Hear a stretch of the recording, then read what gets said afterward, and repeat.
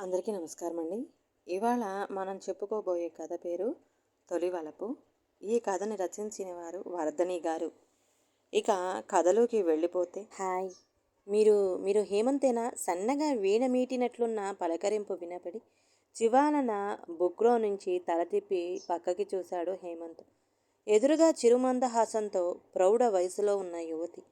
వెనువెంటనే గుర్తుపట్టలేకపోయాడు. మరి చూసి దాదాపు 25 పైనే అయ్యిందాయే. గుర్తుకొచ్చేసరికి గుండె ఒక్కసారిగా లయ తప్పినట్టయింది. మీరు మధుమతి కదూ? ఆనందం, ఆశ్చర్యం ముప్పెరుగున్న కంఠంతో పలకరించాడు హేమంత్. ముఖాన అదే చిరుదరహాసం. వయసుతో పాటు కొద్దిగా ఒళ్ళు చేసినట్టుంది. కానీ మనిషిలో ఆ ఆకర్షణ మాత్రం ఏమాత్రం తగ్గలేదు. కోల ముఖాన కనపడి కనపడనట్టు దోసకాయ గింజంత బొట్టు, కోటేరు లాంటి నాసిక మీద ఉన్నావా లేదా అన్నట్టు మెరుస్తున్న ముక్కు పుడక, కలువ పూల లాంటి వెడల్పైన కళ్ళు, చామన ఛాయ రంగు, ఒంటిని మరింత ఆకర్షవంతం చేస్తూ లేత నీలిరంగు సిల్కు చీరే, అక్కడక్కడ నెరిసిన బాల్డ్ హెయిర్ మనిషికి ఒక విధమైన హుందాతనం తీసుకొచ్చింది. అమ్మయ్యా, గుర్తుపట్టావన్నమాట. కళ్ళప్పగించి చూస్తున్న హేమంత్ని ఈ లోకంలోకి తీసుకువచ్చింది ఆమె గొంతు. ఆ గొంతులో ఎంతో రిలీఫ్, తనని గుర్తుపట్టాడని. తన ఊహ సరయ్యేసరికి బహువచనంలోంచి ఏకవచనంలోకి మార్చేసింది సంబోధనను. అదేమిటి? వసంతగామనాన్ని ఎవరైనా గుర్తించకుండా ఉండగలరా? ఎంతో మార్దవంగా అన్నాడు హేమంత్. ఓహో, అందుకేనా కామేశు దొంగచాటుగా పారిపోయి ఇన్నేళ్ళు మొహం చాటేసింది నిష్ఠూరంగా అంది. ఇక్కడేమిటి ఇలా హఠాత్తుగా ప్రత్యక్షమా? మాట మారుస్తూ అన్నాడు. ఆ మాట అడగాల్సింది నేను. ఒకప్పటి మాటకారితనం ఏమాత్రం తగ్గలేదని నిరూపిస్తూ ప్రశ్నకి బదులుగా మరో ప్రశ్న వేసింది. అనుకోకుండా నాకు రాక్ఫెల్లర్ ఎక్స్చేంజ్ ప్రోగ్రాంలో విజిటింగ్ ప్రొఫెసర్గా 3 నాళ్ళు ఇక్కడికి రావడానికి అవకాశం దొరికింది. కిందటి నెలలో వచ్చాను.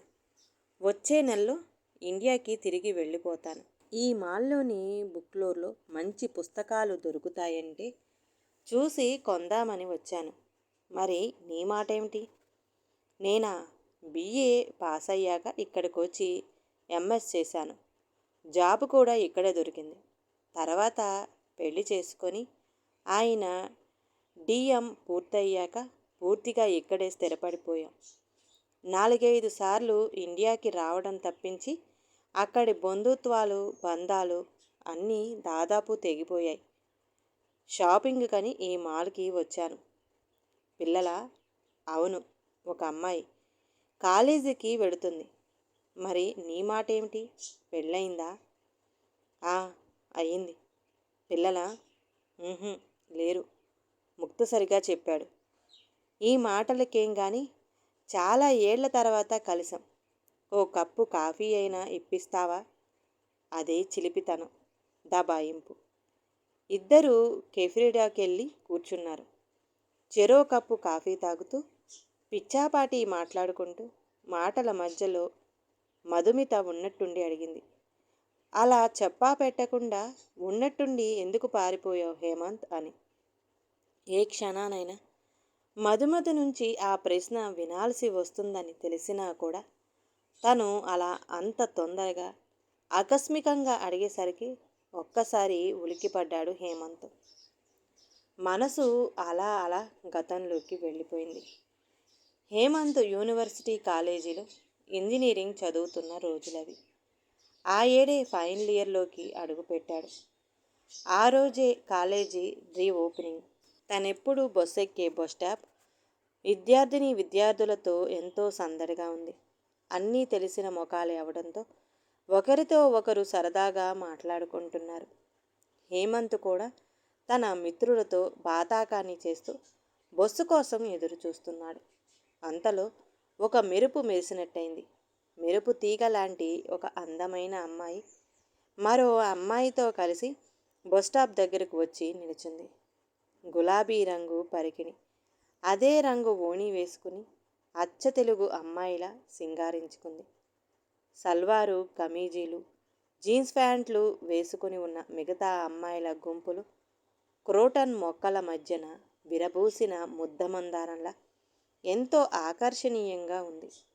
16-17 ప్రాయం ఉండొచ్చు. కోలముఖం, చామన ఛాయ రంగు, పెద్ద పెద్ద కళ్ళు, కొంచెం బొద్దుగా కొంచెం ముద్దుగా ఉండి కళ్ళు తిప్పుకోనీయటం లేదు. సభ్యత కాదని తెలిసిన హేమంత్ ఆ అమ్మాయి మీద నుంచి దృష్టి మరల్చుకోలేకపోయాడు. ఇంతలో బస్సు రావటంతో విద్యార్థులందరూ బిలబిలమంటూ బస్సు ఎక్కేశారు. ఇంజనీరింగ్ కాలేజీ బస్టాప్లోనే ఆ అమ్మాయి కూడా దిగటంతో హేమంత్ హృదయం ఎగిరి గంతులేసింది. ఆ అమ్మాయి ఎవరో తెలుసుకోవడానికి తన వెనకే నడుచుకుంటూ వెళ్ళాడు. ఆ అమ్మాయి కాలేజీ బిల్డింగ్లో ప్రవేశించి తిన్నగా ఆఫీసు వైపు వెళ్ళింది. ఆఫీసులో ఎవరు కనిపించకపోవడంతో అటూ ఇటూ చూస్తూ అక్కడే తచ్చటాడుతున్న హేమంత్ని చూసి, సార్, ఫస్ట్ ఇయర్ క్లాస్ ఎక్కడవుతాయని అడిగింది. హేమంత్ మనసు ఒక్కసారి ఆనందంతో పరవళ్ళు తొక్కింది. ఆ అమ్మాయిని వాళ్ళ క్లాసు కాడ దిగబెట్టి, I am Hemanth, final year స్టూడెంట్ని. I know your good name please అన్నాడు స్టైల్గా. ఆ అమ్మాయి పెదవులు విడివిడని విధంగా చిన్నగా నవ్వి తన పేరు చెప్పింది. హేమంత్కి ఆ విధంగా తెలిసింది ఆ మెరుపు తీగ పేరు మధుమిత అని. అలా మొదలైంది హేమంత్ మధుమిత రాధన. ఆ రోజుల్లో ఏ పని చేస్తున్నా మధుమిత రూపమే కళ్ళ ముందు దోబూచులాడసాగింది. లెక్చరర్స్ చెబుతున్న పాఠాలు బుర్రకెక్కలేదు. సాయంత్రం కాలేజీ వదిలాక కూడా ఆ అమ్మాయి కోసం వేచి చూస్తూ ఎన్నో బస్సులు ఎక్కకుండా వదిలేశాడు. చివరకు మధుమిత వచ్చాక ఆమె ఎక్కిన బస్సులోనే ఎక్కి ఆమె దిగిన చోటే దిగాడు. అయితే స్వభావత బిడియస్తుడు కావడంతో ఆమెతో పరిచయం ఎలా పెంచుకోవాలో తెలియక తన ఇంటి దారి పట్టాడు ఆమెను వదిలేసి. ఇంటికెళ్ళాక కూడా హేమంత్ ఏ పని మీద మనసు లగ్నం చెయ్యలేకపోయాడు. రాత్రంతా ఎప్పుడెప్పుడు తెల్లవారుతుందా, మధుమితని ఎప్పుడు చూడ్డానికి వీలవుతుందా అని ఆలోచించడంతోనే సరిపోయింది. మర్నాటి పొద్దుట మామూలు కంటే అరగంట ముందే బస్టాప్ చేరుకున్నాడు. మధుమితని ఎక్కడ మిస్ అవుతానో అనుకుంటూ. అయితే ఎన్ని బస్సులు వచ్చి వెళ్ళిపోయినా మధుమతి జాడలేదు. చివరకు మిత్రులందరూ కలిసి బలవంతం చేస్తే ఓ బస్సు ఎక్కి కాలేజీకి వెళ్ళాడు. కాలేజీలో ఆ రోజంతా దిగులుగానే గడిపాడు. 1-2 సార్లు ఫస్ట్ ఇయర్ క్లాస్ చుట్టూ ప్రదక్షిణాలు చేశాడు, మధుమిత ఎక్కడైనా కనిపిస్తుందేమోనని. అయితే ఆ రోజంతా ఆ అమ్మాయి దర్శనమే కాలేదు. 3వ రోజు సెలవు రోజైన స్పెషల్ క్లాసు ఉండటంతో పొద్దుటే బయలుదేరి బస్టాప్ చేరుకున్నాడు. ఆ రోజు మధుమిత ఎలానూ కలవదన్న నిస్పృహతో. అయితే అనుకోకుండా బస్టాపు మధుమిత కనిపించింది. మరో 2 నడివయసు ఆడవాళ్లతో కలిసి మాట్లాడుతూ, తలంటు పోసుకున్న కురులతో, నీలిరంగు పొట్టు పరికిణీ పావడాలతో, మెళ్ళో నెక్లెస్తో స్పెషల్గా తయారై ఎంతో ముచ్చటగా అనిపించింది. ఏదో శుభకార్యానికి వెళుతున్నట్టుంది. బాగా ముస్తాబైంది. హేమంత్ వాళ్ళకి కొద్ది దూరంలో నుంచున్నాడు, బస్సు కోసం ఎదురు చూస్తూ ముఖాన్ని మరో పక్కకి తిప్పి. అంతలో హేమంత్ గారు కాలేజీకి వెళుతున్నారా? ఇవాళ సెలవు కదా అని వినిపిస్తే పక్కకి తిరిగి చూశాడు. మధుమిత తననే అడుగుతుంది. కళ నిజమా అని చెయ్యి గిల్లుకున్నాడు. మిమ్మల్ని హేమంత్ గారు, ఈరోజు కాలేజీ ఉందా అని మధుమతి మళ్ళీ అడగటంతో ఈ లోకంలోకి వచ్చి, లేదు లేదు, కాలేజీకి సెలవే కానీ మాకు స్పెషల్ క్లాసు ఉంది అని తడబడుతూ చెప్పాడు. మధుమిత గలగల నవ్వుతూ, ఎందుకంత కంగారు పడుతున్నారు అంది.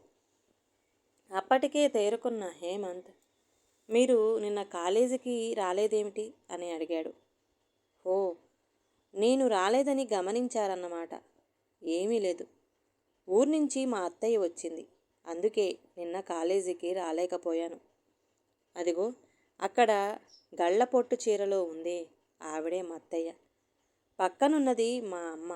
మన కాలేజీకి దగ్గరలోని ఓ కాలనీలో మా బంధువుల ఇంట్లో ఏదో ఫంక్షన్ ఉంటే అక్కడికి వెళుతున్నాం. రండి మా వాళ్ళకి పరిచయం చేస్తాను అని వాళ్ళ దగ్గరకు తీసుకెళ్ళింది. అమ్మ, అత్తయ్య, ఈయన హేమంత్ అని నా సీనియర్, ఫైనల్ ఇయర్ చదువుతున్నారు మా కాలేజీలోనే అని పరిచయం చేసింది. అలా పెరిగిన పరిచయంతో హేమంత్ మధుమితల మధ్య సాన్నిహిత్యం క్రమంగా ఎక్కువైంది. మీరు నుంచి నువ్వు అని సంబోధించుకునేదాకా ఎదిగింది. బస్టాప్లో పలకరింపులు, కాలేజీలో ముచ్చట్లతో పాటు ఇద్దరి అభిరుచులు కూడా కలవటంతో బాగా చేరువయ్యారు. హేమంత్ స్వతహా భావకుడు కావడంతో అతనికి మధుమిత చేసే ప్రతి పని ఎంతో ఆకర్షణీయంగా కనిపించేది. ఒక్కో రోజు ఒక్కో వస్త్రాలంకరణతో కొత్త కొత్తగా కనిపించేది. ఒకరోజు ముద్దమందారాన్ని తలపిస్తే మరో రోజు అరవిచిన గులాబీ పువ్వుని గుర్తుకు తెచ్చేది. ఆమెని చూడగానే ఆమెని రాకకి పులకరించిపోతున్న కోయిలలాగా, చిరుజలులకు పరవశిస్తూ పురువిప్పి నాట్యం చేస్తున్న మయూరిలాగా హృదయం ఆనందంలో ఓలలాడేది. ఆమె ఒకరోజు ముగ్ధలాగా కనిపిస్తే మరో రోజు నెరజాణలాగా అనిపించేది. వయసు మహత్యమో సామీప్యత తెలియదో కానీ ఆమె అంటే ఒక విధమైన ఇష్టం, అనురాగం కలగలిశాయి. ఆమెను ఏ ఒక్కరోజు చూడలేకపోయినా లోకమంతా శూన్యంగా అనిపించేది. మధుమిత చలాకీతనం, మాటకారితనం, ఎప్పుడూ గలగలా మాట్లాడే తత్వం హేమంత్ని ఎంతగానో ఆకర్షించాయి. అలాగే భిన్న ధృవాలు ఆకర్షించుకుంటాయి అన్నట్టు హేమంతులోని భావుకత్వం, బిడియం, మితభాషిత్వం మధుమితని ఎంతగానో ఆకట్టుకున్నాయి. కాలేజీ మొదలైన 2వ నెలకు 3వ నెలకు హేమంత్ నాన్నగారికి అనుకోకుండా ఢిల్లీకి ట్రాన్స్ఫర్ అయి వెనువెంటనే వెళ్ళిపోవాల్సి వచ్చింది, కుటుంబంతో సహా. దాంతో హేమంత్కి నివాసం ఒక ప్రశ్నార్థకంగా తయారైంది. హాస్టల్కి మారవచ్చు కానీ దాని వలన మధుమిత సాహచర్యం కోల్పోతాడు. అందుకని మధుమిత ఇంటి దగ్గరే ఏదైనా గది అద్దెకు తీసుకుని ఉందామనుకున్నాడు. అదే మాట మధుమతితో అంటే, దానికి మా ఇంట్లోనే అవుట్ హౌస్ ఖాళీగా ఉంది, నీకు నచ్చితే మా నాన్నగారికి చెప్పి ఇప్పిస్తాను అంది. రొట్టె విరిగి నెయ్యిలో పడ్డట్టు చందమైంది హేమంత్ అదృష్టం. వెంటనే తన అంగీకారం తెలిపి ఆ అవుటిస్కి మారిపోయాడు. మధుమిత వాళ్ళ నాన్నగారు విపరీతమైన ప్రాక్టీస్ ఉన్న లీడింగ్ లాయర్. భారీ పర్సనాలిటీతో, గంభీరమైన స్వరంతో నటుడు ఎస్వి రంగారావుని తలుపుకు తెచ్చేవారు. మధుమిత వారి ఏకైక సంతానం. నాన్నగారి గారాల పట్టి వారిల్లు ఎప్పుడూ బంధుమిత్రులతో కళకళలాడుతుండేది. మధుమిత వాళ్ళ అమ్మగారైతే ఆతిథ్యంలో అన్నపూర్ణమ్మనే మించిపోయేవారు. అటువంటి వాతావరణంలో పెరిగిన మధుమిత మంచితనానికే ప్రతీకగా ఉండేది. హేమంత్ పేరుకో అవుట్లో నివసించే స్టూడెంట్ని కానీ అతని భోజనాదులన్నీ అధిక భాగం మధుమిత వాళ్ళింట్లోనే జరిగేవి. మధుమిత కూడా రోజులో ఎక్కువ భాగం హేమంత్తోనే గడుపుతుండేది. కంబైన్డ్ స్టడీస్ చేస్తూనో, రాని పాఠాలు చెప్పించుకుంటూనో, కబుర్లు చెబుతూనో లేదా రేడియోలో సంగీతం వింటూనో, కాదేది కవిత కనర్హమన్నట్టు వాళ్ళు మాట్లాడుకునే స్వీట్ నథింగ్స్, సీతాకోక చిలుకల రంగులు నుంచి విమెన్స్ లిప్ మూమెంట్ దాకా, జోగా ఫాల్స్ నుంచి నయాగారా ఫాల్స్ వరకు, పెద్దబాల శిక్ష నుంచి అభిజ్ఞాన శాకుంతల దాకా పనికిరాని విషయమనేది ఉండేది కాదు. హేమంత్ మధుమతులిద్దరూ వాళ్ళ హద్దుల్లో ఉంటున్నా కూడా ఒకరి మీద ఒకరు పెంచుకుంటున్న ఇష్టం, అనురాగం వారి కళ్ళల్లో, మాటల్లో, నడవడికలో ప్రస్ఫుటంగా కనపడేది. మధుమిత సాంగత్యంలో ఫైనల్ ఇయర్ ఇట్టే గడిచిపోయినట్టయింది హేమంత్కి. చూస్తూ చూస్తూనే ఫైనల్ ఇయర్ పరీక్షలు కూడా అయిపోయాయి. అయితే వెంటనే ఇల్లు ఖాళీ చేసి ఢిల్లీలో ఉన్న తల్లిదండ్రుల దగ్గరకు వెళ్ళబుద్ధి కాలేదు హేమంత్కి. ఎక్కడ మధుమతి సాహచర్యం కోల్పోతానో ఏమో అని. అందుకేనే ఏమో సాకులు చెబుతూ చాలా రోజుల దాకా ప్రయాణాన్ని వాయిదా వేశాడు. ఒకరోజు రాత్రి భోజనం కానిచ్చి ఏదో పుస్తకం చదువుకుంటూ కూర్చున్న సమయాన ఎవరో తలుపు తట్టినట్లయితే వెళ్ళి తలుపు తీశాను. ఎదురుగా మధుమిత నాన్నగారు. అందరూ లైట్లు ఆర్పేసి పడుకుని ఉన్నట్టున్నారు. బయటంతా చీకటిగా ఉంది. లోపలికి రావచ్చా హేమంత్ అంటూ ఆయన లోపలికి వచ్చారు. ఆ సమయంలో ఆయన ఎందుకు వచ్చారో అంతుపట్టలేదు హేమంత్కి. కూర్చోండి అంకుల్ అంటూ కుర్చీ చూపి పక్కనే నిలబడ్డాడు హేమంత్. ఆయన నువ్వు కూడా కూర్చో హేమంత్ అనడంతో పక్కనే ఉన్న మంచం మీద కూర్చున్నాడు. ఆయన ఉపోద్ఘాతం అది ఏమీ లేకుండా నేరుగా మాట్లాడటం మొదలుపెట్టారు.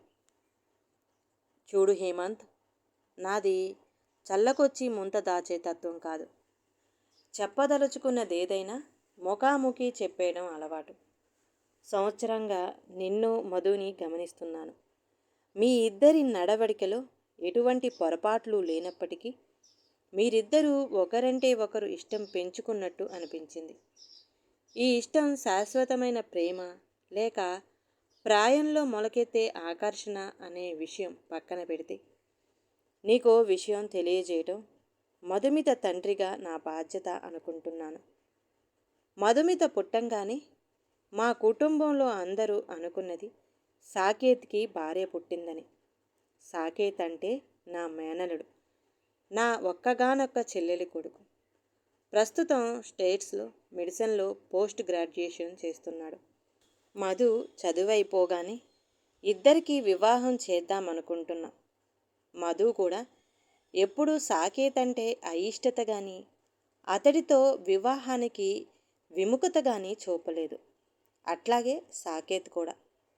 అయితే ఇప్పుడు నీ పట్ల పెంచుకుంటున్న ఈ ఇష్టం కారణంగా ముందు ముందు మధు సాకేత్ పట్ల అయిష్టత పెంచుకుంటుందేమోనని భయంగా ఉంది.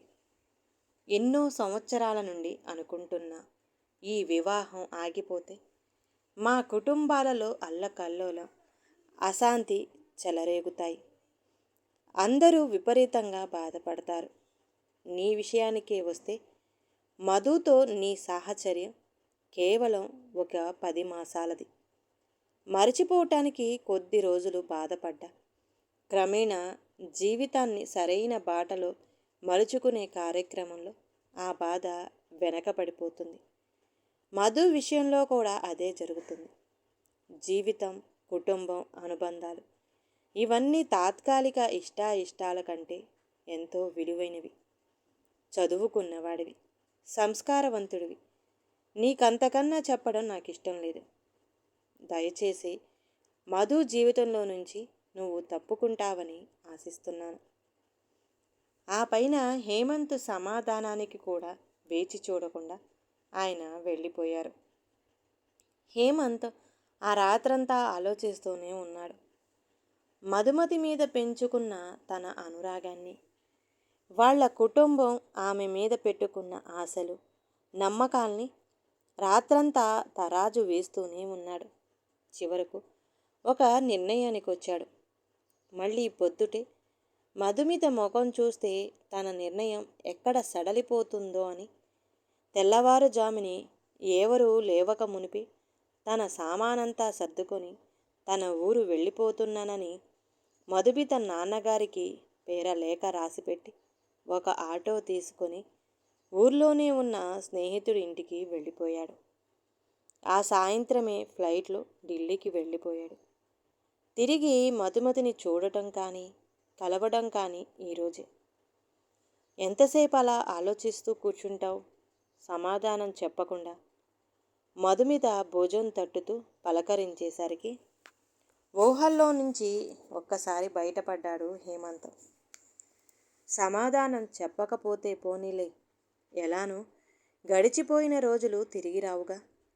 కనీసం ఇప్పుడైనా కొద్దిసేపు కులాసాగా కబుర్లు చెప్పుకుంటూ గడుపుదాం. అది మధుమతిలోని గొప్పతనం. ఏ విషయాన్ని ఎదుటివారికి ఇబ్బంది కలిగించేదాకా లాగదు. నిట్టూరుస్తూ అనుకున్నాడు హేమంత్. మరి కొద్దిసేపు పాత స్మృతులు నెమరు వేసుకున్నాక ఇక బయలుదేరదామా అని మధుమతి అనేసరికి ఇద్దరూ మాల్ నుంచి బయటపడ్డారు. మధుమిత తన కారు డ్రైవ్ చేసుకుంటూ వెళ్ళిపోయింది. హేమంత్ ఒక ట్యాక్సీ ఎంగేజ్ చేసుకున్నాడు తన నివాసానికి వెళ్ళడానికి. ట్యాక్సీలో వెళుతుండగా అనుకున్నాడు హేమంత్, మధుమితకి తన మీద ఇంకా కోపం పోయినట్టు లేదు. ఇంటికి రమ్మని కూడా పిలవలేదు.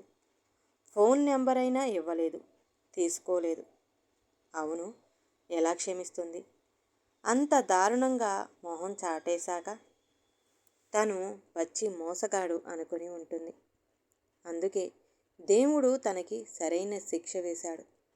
పెళ్ళైన 2 ఏళ్లకే తన భార్యని తన దగ్గర నుండి తీసుకొని పోయి తనని ఒంటరిని చేసి ఆ మాట చెబితే తనెక్కడ బాధపడుతుందో అని పెళ్లి విషయంలో ముక్తసరిగా జవాబిచ్చాడు. అదే సమయంలో చెమర్చిన కళ్ళను తుడుచుకుంటూ అనుకుంటుంది Madhumita. You are great Hemant. ఇప్పటికీ మారలేదు. ఎవరిని ద్వేషించలేని, నిందించలేని నీ మనస్తత్వం, మనం విడిపోవడానికి మా నాన్నగారే కారణమని నాకు తెలియదనుకుంటున్నావు. పెళ్ళైన 3 ఏళ్లకే యాక్సిడెంట్లో సాకేత్ మరణించి నా జీవితం చిందరవందరైపోతే తను చేసిన పనికి కుంగిపోతూ నాన్నగారే ఆ రోజు నీ గదిలో చోటు చేసుకున్న సంఘటన నాకు చెప్పారని నీకు తెలియదు. ఇప్పుడు నిన్ను ఇంటికి ఆహ్వానిస్తే మూడువారిన నా జీవితం చూసి నువ్వెంత బాధపడతావో నాకు తెలుసు. అందుకే నిన్ను ఇంటికి రమ్మని కూడా పిలవలేకపోయాను హేమంత్. ఈ కథ కనుక నచ్చితే ప్లీజ్ లైక్ చేయండి. అలాగే ఛానల్ని సబ్స్క్రైబ్ చేసుకోవటం మాత్రం మర్చిపోమాకండి. మీ విలువైన అభిప్రాయాన్ని కామెంట్ బాక్స్లో కామెంట్ చేయండి. అందరికీ ధన్యవాదాలండి.